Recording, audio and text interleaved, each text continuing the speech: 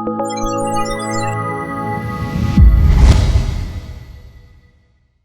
right, we're gonna do this video indoors today because if you're sick or struggling with the coronavirus right now, as you know with Rotary Swing, you don't need to be outside. You need to be inside, standing in front of a mirror like I am, and working on your swing and paying attention to what you see, not what you feel. And what I'm going to talk about today has to do with both of those things. It's what people feel they're doing in their setup and don't realize it and don't see what's really going on, and it's causing their left arm to fold at the top. Now, I've already done a video on what causes the left arm to fold. We're talking about the right arm, and that's a great video. I highly, highly recommend you take a look at that video. But this one's a little bit different. I'm going to talk about how your setup, believe it or not, is actually going to cause your left arm to have to fold at the top. And I'm going to get a little bit more involved because not just the setup. I'm going to talk about how your weight's moving during the backswing. But first let's talk about setup, because this is something that probably nobody thinks about when they're dealing with their left arm collapsing at the top. So if you've got this bent left arm at the top, listen up, because you probably don't realize, given how I see people set up all the time, how you're making it impossible for your left arm to stay straight at the top. So let me do this first. I want you to pay close attention. Tell me if this looks like a good golf setup to you. Would you be okay if you set up like this? Now some of you are probably going to catch on. I don't have very much axis tilt, so what about now? Is this a perfect golf setup? Is this how I should be set up to the ball? Or does this look different or better? Do you notice? One or two? Which one do you think is a proper setup, and why? Here's the thing that you don't realize. It didn't take much movement for me to completely change all of the things that were going to happen after my setup in my backswing. What I did is, most people feel, especially with irons, they want to get really on top of the ball. They know they need to hit the ball first, and so they're terrified of hitting the ball fat, so they get on top of it. And this is how a lot of times people get very right side dominant, with a high right shoulder, open shoulders, no axis tilt, etc. But what you're also doing is you're taking your left arm and effectively moving it across your chest before you ever start the swing. Now the left arm, and this is really important, so pay close attention to this, the left arm relatively barely moves during the entire backswing. It's hardly doing anything. And so first off, understand that if your left arm is collapsing at the top and you're working through the dead drill and you're added the club now and all of a sudden your left arm is bent at the top, you're swinging your left arm too much. It's that simple. I'm going to show it to you in just a second. But if you're set up already with your left arm deep across your body, then you're already setting up in a way that's going to make it impossible for it to stay straight. So if I'm doing this and I start swinging my left arm at all, well, it's already hit my chest. Now where am I going to go? My left arm has to fold in order for the club to keep moving. And I'm also presetting in the first setup, the incorrect setup, more weight on my left side. The more weight you put on your left side, the harder it is for you to make a full shoulder turn.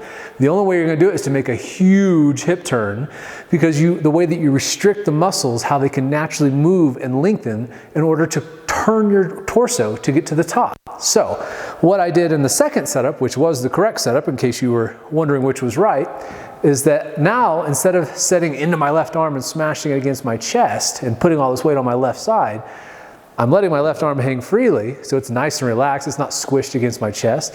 And then as I bring my right arm under to create axis tilt, my left arm is still to the side of my chest. It's not pulled across.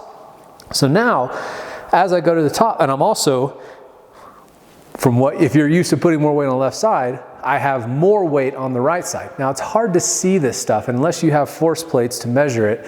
You really can't just rely on what you feel. So you have to pay attention to what you see and then what you notice happen during the backswing. If you're struggling to make a full turn, this is also going to be really important, because as I've talked about in numerous videos, if you don't get weight to the right side, it's virtually impossible to make a proper full turn to the top. You'll either overturn your hips, which creates a ton of problems, or you just simply won't be able to make a full turn. And this is what I see happen all the time. People kind of get hung on the left side, the left arm's kind of buried across the chest, and then they can only turn this far at the top, so this doesn't feel like a very full golf swing.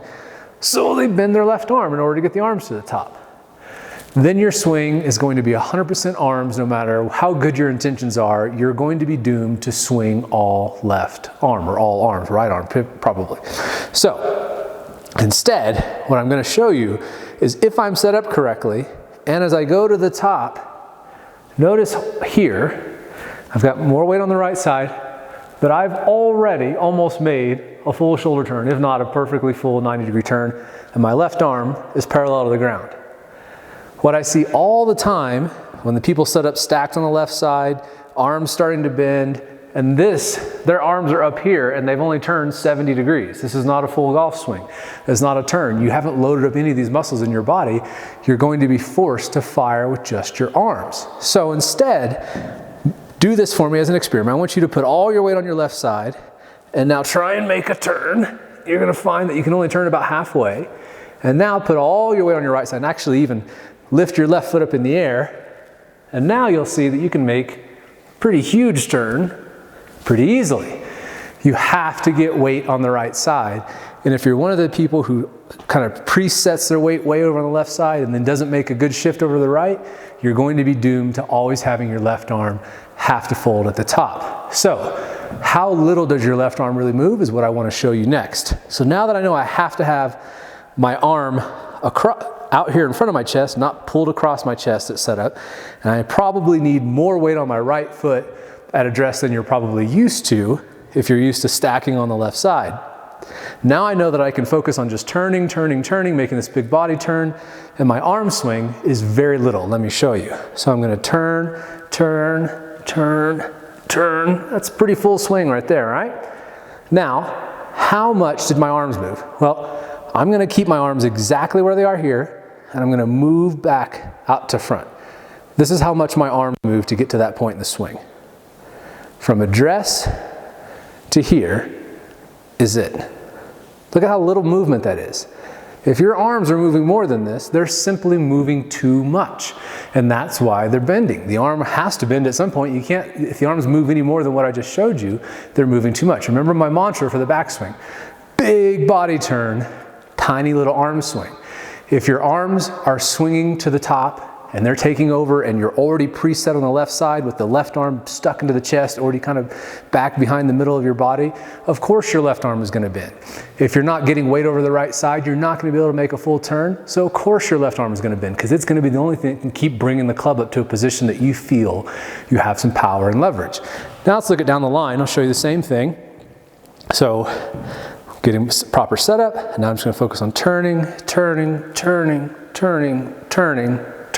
Full turn, that's it. Go back to address. It's as far as my arms moved. They're going from here to here. Why would my arm ever bend? It won't. It doesn't need to unless you're moving your arms too much. Your arms will again move too much if you're setting all your weight on the left side so you can't turn properly and you're already presetting your arm deep back behind you instead of having it out in front of you. And if you're swinging them too much to begin with, your arms relatively barely move in the swing. And that is one of the key secrets of rotary swing and understanding how to build consistency is that the arms and wrists create the greatest variability in the swing because they travel the greatest distance.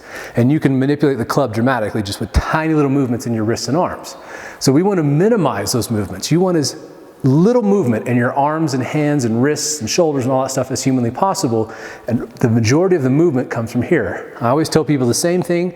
If that club is moving during the backswing, it's because your body's turning, not because you're trying to do something with your arms. So again, if your arm's folding, take a look at the other video I did about talking about how the right arm staying straight, being the governor of width, maintains that radius in the swing, and also pay attention to your setup. You probably need to get your setup dialed in because most people don't set up correctly.